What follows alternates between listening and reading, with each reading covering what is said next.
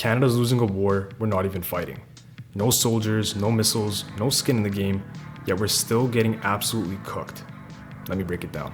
America and Israel launched a war against Iran on February 28th. This resulted in the closure of the Strait of Hormuz, which is a narrow waterway that has 20% of the world's oil flowing through it every day. Oil prices went from $64 a barrel to $120 a barrel overnight. Gas prices went up, grocery prices went up, everything that moves or gets made got more expensive. In response, the whole world released emergency oil reserves to stabilize markets and prices, and Canada did absolutely nothing. Canada has more oil than Iraq, it has more oil than Kuwait, it has the fourth largest oil reserves on Earth. And when the world came knocking, our natural resource minister said, I want you to know is Canada will do its part. No plan, no details, and no strategic reserves to draw from. Canada is the only G7 country that doesn't have a strategic oil reserve. Now, some critics and politicians argue that we produce so much oil that we don't need one, and that sounds reasonable until you actually think about it. Having reserves is all about leverage. It's a difference between showing up to a global emergency and actually being able to do something about it, like flooding the markets when prices rise, protecting our own citizens from being price gouged, or just giving the government more tools to use during a time of crisis.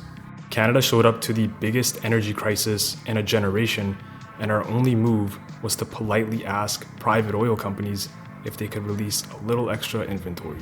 Canada's oil sector made $10 billion last month. Canada's largest oil company is 70% owned by an American company, ExxonMobil. Canadian oil on Canadian land with Canadian families paying more at the pump while American shareholders cash in. Now, I haven't been entirely truthful. Canada does have a strategic reserve. We've built one and it works perfectly.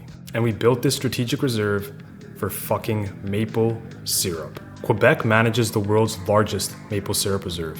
They control the supply, they stabilize the price, and they give producers real market leverage. Control your supply, control your destiny. That's exactly what powerful countries do with their most valuable resources. Canada just did it with maple syrup instead of the commodity that runs the entire global economy. So knowing all this, Mark Carney describes Canada as a middle power. But let's think about what we actually have. Fourth largest source of oil in the world, one of the most educated workforces in the G7, most fresh water on the planet, uranium, lithium, nickel, copper, cobalt, we have it all. Everything to become a superpower. Being a meek middle power is the reason we're losing a war we were never even a part of. Being a middle power isn't what Canada is, it's what Canada settled for.